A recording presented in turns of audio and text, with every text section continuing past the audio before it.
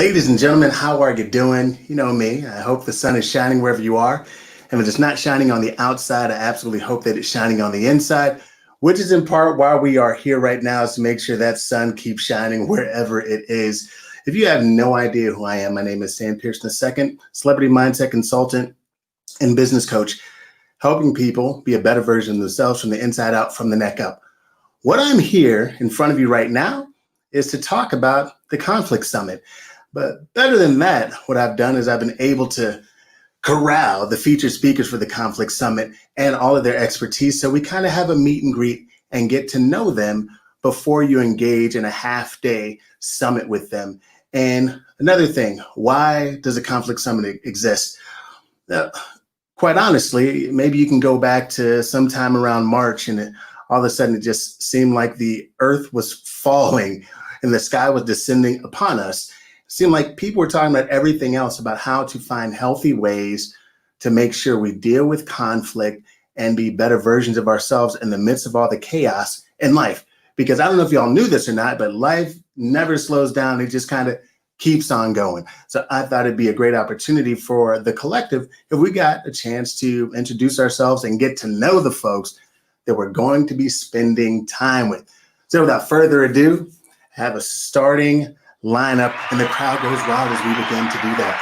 First up, starting at mindfulness expert, yoga savant, and prodigy, I would like to introduce to you all Danielle Brunson. Round of applause. How you doing, Danielle? How you feeling? Hey, Stan, I'm great. How are you doing? I'm great. Thank you. On a scale from 1 to 10, how are you officially feeling today? Today's a great day. I'm feeling probably a 9 because I ate well, I worked out, meditated, and now I'm here with you. So it's a good day for a Friday. Thank you. I didn't even ask you for that plug, but I'll allow it. Thank you so very much. And our sponsor of Mental Flight School as well. All right, next up, starting at All There Is to Know, you know there's got to be a doctor in the house. I would like to bring to y'all Dr. Chatelle Francis. Hey. Chatelle, how are you feeling today? And I'm going to ask you a different question. Favorite cereal? Give me, what's your favorite cereal on planet Earth? Lately, I've been feeling Lucky Charms, so I'm gonna go with Lucky Charms. Lucky Charms, magically delicious. Who can say Magically no delicious. I love it. To the marshmallow. They're absolutely amazing. All right. Now moving on to last but certainly not least, ladies and gentlemen, without further ado, I would like to present to you all.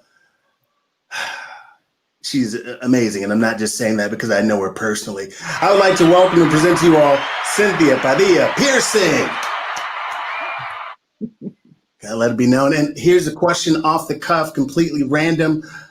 Who's the most amazing husband and dad on planet Earth that you live with?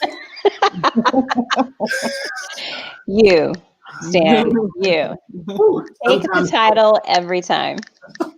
Sometimes, folks, you have to tilt the scales in your favor. That's all that happened right there. That's all that happened right there. Cool.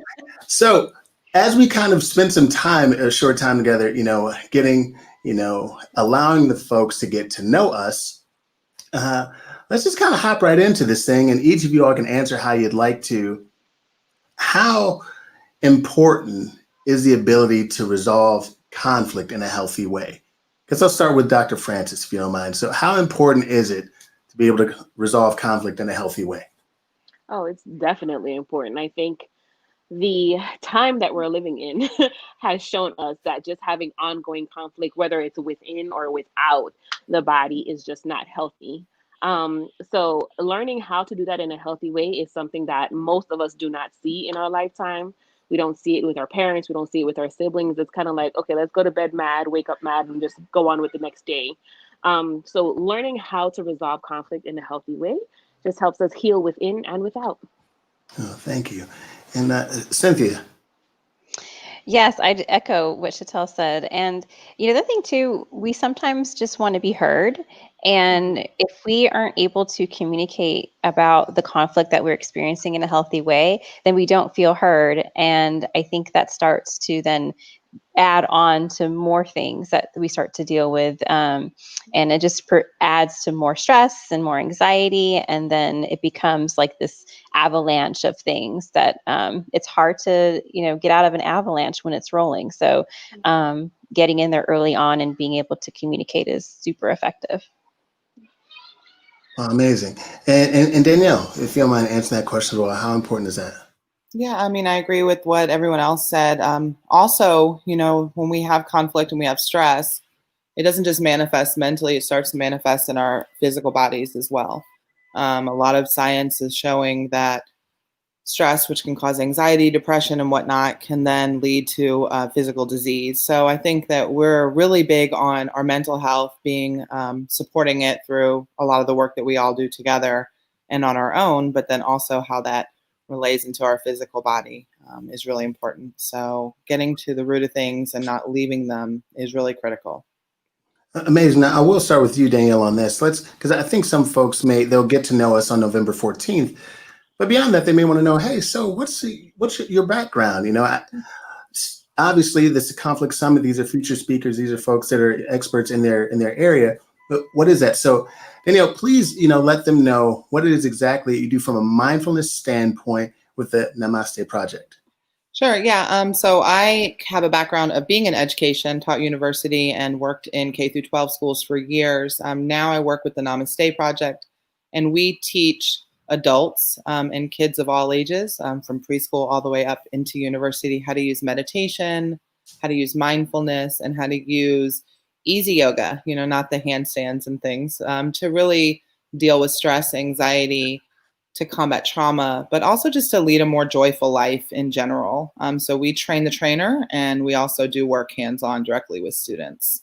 Amazing. I'm going to assume that wasn't a shot at me, the easy yoga thing. That wasn't at me, people. You don't know my life. I'm doing our I just like to let you know you can still come. We won't make you do anything too bendy. Thank you. It's a day-by-day process. All right, cool. And Dr. Francis, tell us a little bit about you. Okay, so where do I start? I have so many hats. So my primary role is I am a crisis mental health advocate with Partnership Against Domestic Violence. I'm housed in the Safe Families Office, which is a unique model in that there is a mental health professional in the courthouse. So that is unique for individuals going through the barrier of domestic violence and needing the court's assistance. Sometimes the justice system is not set up for mental health. So that's why my position was created. But I also teach at the university level. So I teach in the master's and PhD programs at Mercer University. And I am on the Fulton task force where I am the co-chair of the fatality review. So I do a couple little things, here and there. Not like you're overachieving or anything. Come on, Not at give all. us a break. Amazing. Thank you so very much for sharing that. And Cynthia, tell us a little bit about you. Not as many hats as Dr. Francis. Funny thing is, we are on the same task force for the Fulton County Family Violence Task Force, addressing family violence and domestic violence. And I have my own business. It's a trauma and conflict consulting agency in which we assist agencies and organizations as well as individuals navigate conflict and addressing trauma and trauma-informed practices in how they engage with their customers or consumers. I also work in a legal nonprofit sector, addressing areas of domestic violence and training for law enforcement. Cool. So as we move on, it's one thing that's interesting. We learn so much in school, and you all have developed an expertise beyond, your degrees and what you've studied and even who you've taught. How important, or let's say, what would the game change be if these things were regularly taught, if conflict resolution in some way, shape, or form, or mindfulness, how would that change the game for young people if they learn these things before they were adults? Well, I will say that we know that there are adverse childhood experiences. There's a significant amount of research about how the events that we experience as a child manifest into adulthood, and that things can start to escalate and look differently when you become an adult, but have experienced negative negative experiences as a child. And so when we know that children have the ability to gain extra tools at a young age to navigate conflict and trauma, then we know that they become adults that have these tools that are useful at that age. So it's certainly something that we know can be addressed very early on. But unfortunately, it just became, a taboo thing, and then it was only talked about into adulthood. But children are very smart, and the more tools that we provide our kids with, then the better they are as adults. That's my perspective. Awesome. Chantel, what do you have? And also, if you wouldn't mind, letting us know, how do you help the folks that are learning from you at the university level, from that standpoint, but please. Gotcha. So at Mercer, we are very big on trauma-informed care, where we want to make sure that everyone that we touch, like Cynthia says, whether you call them patients, customers, consumers, because of course we say different things based on where we are actually working. However, we want to ensure that individuals know that trauma is a marriage between your biology, kind of just what you were born with, as well as an event that happened outside and the tools that you pick up along the way. So if you are predisposed genetically to kind of be overwhelmed by small events, that can be a trauma. But even if you're not predisposed genetically to be greatly affected by events, some events are just so big that it is going to overwhelm you either way. So that's why it's so important, like Cynthia said, along the way, that we teach individuals from a really young age to put certain tools in their toolkit. They may never have to use these things, but it's better to have them and know how to use them when they're needed versus us waiting until, they're in crisis mode and we're trying to wrap them up within 72 hours. Sometimes that just does not work for individuals. So our goal, whether it be at Mercer or, professionally, for me, is to ensure that we're teaching individuals. We try to focus on prevention along the way, including our team. We have a team program that we're starting early on, instead of waiting until someone is in full-blown crisis. Now, really quick, Dr. Francis, you mentioned crisis mode. What does that look like or feel like? Some folks may have been there, but they don't know that that's what was happening. Right. So it will look different for individuals. So we try to, trauma-informed care focuses on the individual. So we don't want to just copy paste any type of treatment modality or any type of intervention on anyone. However, for, just blanket general statement, crisis mode could look like you just don't want to go to work in the morning. If you pull up to your job and you're sitting in the car and you're dreading just getting out of your car, that could be crisis mode for you. Or it could be you're drinking more, or you're experimenting with drugs, or you're becoming more promiscuous. So it could be something as small as I just don't want to get out of my car, I don't want to get out of bed today, or something as big as, something that could actually harm you or harm someone else. So for us in the courthouse, we're looking at things like, is the person becoming suicidal when they were perfectly fine before? How are their communication with other people? Are they isolating themselves? So it could look different for individuals, but there are some blanket things like anxiety, depression, changes in behavior that we look for as well. Thank you for diving into that for me. And Drina says, childhood traumatic stress is something that needs to be addressed in schools, but families also need to be guided and taught about this so they can apply it as well. Absolutely. So that's an amazing point of educating each other and our families also. And Danielle, what's your thought? And more than that, if you don't mind, is actually another question about the mindfulness piece after this. Yeah.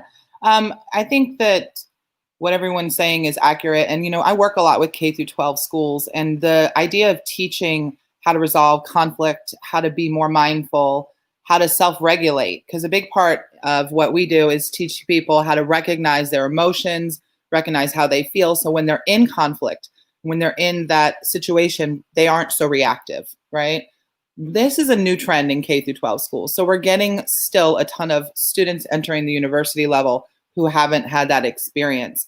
And if you've ever interacted with somebody and they respond in a way where you feel like it's an overreaction to something small. Sometimes we just think there's something wrong with them, when in actuality, that's just how their brain is conditioned from trauma in the past, right? So maybe someone gives you a little nudge, and for us, we're just like, oh, no big deal. But that could have been somebody through their childhood who dealt with some physical traumas or mental traumas, so they lash back or overreact. So just the mindfulness aspect, what we work with in kids, it's just not as common as it should be yet, really helps with people to self-regulate and to notice those things. So when I think about conflict and trauma response, not just understanding it, but also like, what are these tools? And a lot of people just don't have them yet. I mean, we know a lot of adults that don't have them. So when we come into that university level and we're able to provide these young people, I still think they're kids, ages 18 into their early 20s, with the skills to first understand what trauma is, understand what conflict is, and then respond in an appropriate way. We're giving them skills that they need for their jobs, skills that they need later for relationships. Think about healthy friendships and healthy romantic relationships. If you don't know how to self-regulate, if you're constantly overreacting and responding in an inappropriate way, it's really hard to maintain those, which are really important for later mental health. Just so many things that unfortunately are neglected in K through 12 education that you're able to provide with something like what we're offering through this conference. Awesome. So here's just a couple more questions. I promise I'll let you all be until we do this again and folks get to know us a little bit better. What about those folks who are like, oh God, you're in college now. That happened in high school. That happened in junior high. Like, let it go. What do you say to those folks? It's like, just drop it, right? And maybe even I'm sure I can be guilty of that as well. So what do we say to those folks that feel like, oh, well, I'm in college now. That doesn't bother me anymore. That was in grade school. Like, what do we say that? I'll start with Cynthia and then we'll move around. It's a common reaction. I think that we have to sort of normalize people's feelings and emotions and stop judging them for, like Danielle mentioned, we may think it's something small, but they're thinking it's big for them. And it's a lot about moving away from what's wrong with that person or what's wrong with you now towards just what happened. And sometimes we forget that even though we're in college now, or you're going into college, that every experience that we have in life, whether it's positive or negative, they leave impressions. And these impressions are impacting your day-to-day decisions. And then even more so in the long term, they impact how you navigate different journeys along your life. And, I think sometimes we take for granted the fact that our body is an amazing machine that needs to be nurtured and taken care of. And surprisingly, we are realizing more and more now in the research and in the movement towards addressing conflict and trauma, is how the body is responding to those decisions or these experiences that we're having. And we're not taught how to recognize the symptoms of these experiences. So, even though something may have happened a couple years ago, maybe months ago, sometimes the manifestations of those experiences don't occur till later. But it's always important to talk about them when they happen. Awesome. Thank you very much. And Danielle. Yeah, I completely agree. And Cynthia and I have discussed this before, and there's a ton of research that shows what she was mentioning about, your body kind of keeping score as a trending phrase. I think as far as moving away from what's wrong with you, what happened to you, I do feel that there's definitely more awareness of the fact that things are impacting people long term. I haven't heard anyone say that to anyone in so long, but I think just being able to explain to people that it's okay. All of our emotions, all of our feelings are normal. Like, even if something happened 10 years ago and you have a certain feeling about it, there's no reason why anyone should feel like that's not valid. So I definitely think that's the first approach when you hear that. It's okay that it may seem smaller, that it was a very long time ago. Everything you feel is okay and normal. It's a part of being human. What's really we need to do is, if that's still bothering you from 10 years ago, work through some of the tools that we have in trauma-informed work to kind of resolve that as best as we can. Awesome. So as I know, we're going to get out of here in a moment. So one by one, if you don't mind, we'll start actually with Danielle. Like someone's on the fence, someone's thinking about attending, registering their students for the conflict summit. What, in a sentence or two, what reason can you give them in which they should attend? I think that providing this kind of support to your students at a university level or just in general is really critical right now. I mean, we're all very aware that there is ongoing trauma, which is just feeling unsafe, just to racial injustice, COVID, everything that's happening. So the tools that students need that they haven't gotten, the understanding of what's going on, and the ability for them to relate to each other, to their teachers, to their family members, all of these things are going to be provided. So I think it's a great option for students who definitely, even if they have a basic knowledge, to just really go in deep and then to walk away with things they can use immediately to feel better, to do better in school. So yeah, I definitely would encourage anybody to jump on in and learn with us. Well, thank you so very much, Danielle. Appreciate having you here today. We will see you in a moment, and the crowd goes wild per usual. See you in a bit. All right. Now, Chantal, what is something you say, hey, this is what you're going to get here. This is why you should be at the conflict summit. What's something you can, in a sentence or two? Right. So in addition to just being me, because I think that's just really important for everyone's lives. Clearly. I think what's really good about this summit is that you have individuals from three kind of different specialties and how our specialties overlap with each other, not just with your mind, but with your body and interacting with others professionally and personally. So if you're on the fence when it comes to students and wanting students to attend, just know that we've been where students are. Students tend to operate in that crisis mode. And now with the pandemic, with some people being virtual some days, in person other days, people are just feeling really lonely and they don't know how to deal with that. So those are things that we talk about. How do you deal with really big feelings in a really natural, healthy way, whether it affects you internally or again with your relationships externally? Improve your grades, improve your life. Thank you so very much, Dr. Francis. Per always, never disappoints. We will see you shortly as well. Thank you. All right, Cynthia, last but certainly not least, what is a reason why you'd say, hey, this is why you should attend Conflict Summit in a sentence or two? Yeah, and I want to say for students, we have so many things going on, in our lives that we're juggling, and even for professional staff that are thinking about signing on, their school or their group or student groups, we also wear many hats. And I think that sometimes we have to know a point where we need to go to the experts and then ask them for information so we can help capacity build. I think that there's so much going on where that we are pulled in so many directions. We're asked to do so many things, but then here's an opportunity for everyone to gain some skills and to add more resources to our tool belt. What better way to get some really expert advice and resources from individuals who've been there, done that, sort of worn the t-shirt and, created new things along the way. So I think it's a great opportunity for all of us to learn and grow together through healing.